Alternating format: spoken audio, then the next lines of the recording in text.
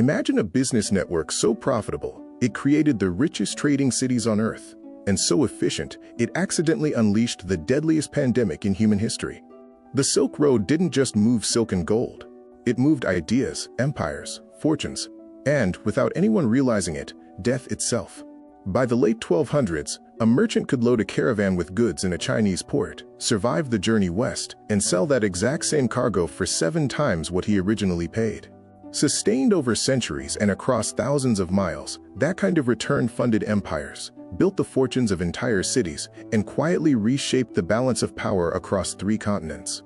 We call it the Silk Road, but that name hides a massive misconception. It was never a single, continuous dirt road that a traveler could simply hop on and ride all the way to Rome.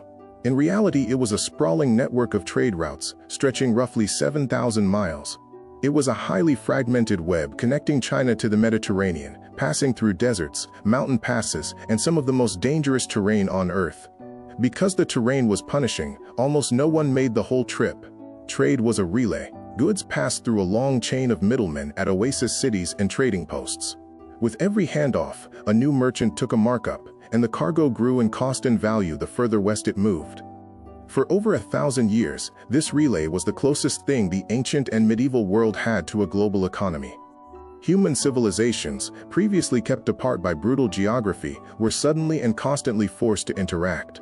What moved between these civilizations was a staggering variety of wealth. Westward from China came silk, tea, porcelain, and paper. Flowing back eastward from the Roman world and India were spices, gold, silver, and fine glassware. Physical cargo was only half the equation. This vast network also acted as a high-speed conduit for ideas. Buddhism traveled from India into China along these paths. Papermaking technology moved westward into the Islamic world and Europe, directly altering how those societies recorded information. This constant flow of goods and ideas created a fascinating geographic anomaly: the middleman city. These were oasis towns that produced practically no resources of their own, but sat at unavoidable geographical choke points along the route. Take Samarkand. It didn't need to manufacture silk or harvest spices to become one of the wealthiest cities of the medieval world. Its fortune came strictly from being unavoidable.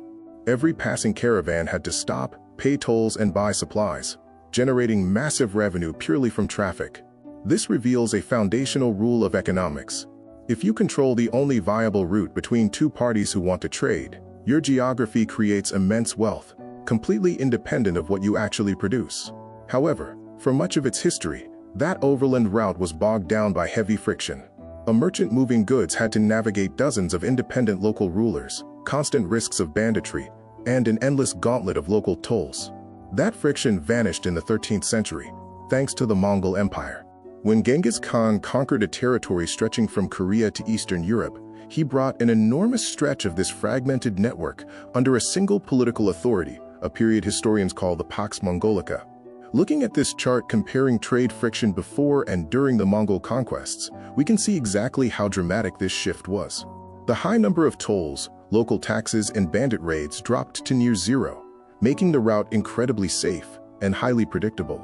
This sudden optimization of overland travel allowed merchants like the Polo family to journey from Venice all the way to the court of Kublai Khan and back, returning with vast wealth while radically expanding Europe's geographic understanding of Asia. The profits from this highly efficient flow of Asian luxury goods poured directly into European maritime termini, financing the architecture, art, and immense political power of Italian city-states like Venice and Genoa. By eliminating friction, the Pax Mongolica achieved the dream of a fully connected, high-speed economic engine. But by wiring the world together so flawlessly, it unknowingly primed the entire system for disaster. The fatal flaw of a highly efficient network is that it is completely blind to what it carries. The roads and ships do not care if they are transporting gold or something else entirely. The exact same frictionless pathways and unprecedented safety that allowed the Polo family to thrive also created the perfect conditions for a microscopic pathogen to move faster and further than ever before. We now know that the Black Death spread westward out of Asia by piggybacking on the Pax Mongolica's optimized trade routes. It traveled on the same caravans and entered Europe through the exact same Italian merchant ships that had spent 2 centuries building their wealth. Because the transmission was so efficient, The ensuing plague killed an estimated 1/3 to 1/2 of Europe's entire population. It is a dark mechanical paradox. The absolute peak of the Silk Road's economic efficiency was the direct cause of the deadliest pandemic in recorded human history. The overland golden age eroded shortly after. As the Mongol Empire fragmented, the political stability vanished. The banditry, local rulers, and heavy tolls returned, destroying the route's hard-won efficiency. Facing this renewed friction, European explorers looked to the oceans. By the 15th century, advancements in navigational technology established direct maritime paths to India and China. The economic logic was undeniable. A single ship sailing directly to the source could entirely bypass the dangerous 7,000-mile chain of overland middlemen. Once that sea route was proven, the overland network's long era of dominance began to fade. But the underlying mechanism that built Venice and Samarkand remains intact today. Connectivity, the sheer ability to move physical goods and abstract ideas across vast distances, is arguably the most powerful wealth-creating force we have ever engineered. It is a reality that holds true whether we are talking about medieval caravans or modern container ships. In a genuinely connected world, immense wealth and catastrophic risk will inevitably travel the exact same roads. History doesn't just tell us what happened, it shows us why it happened.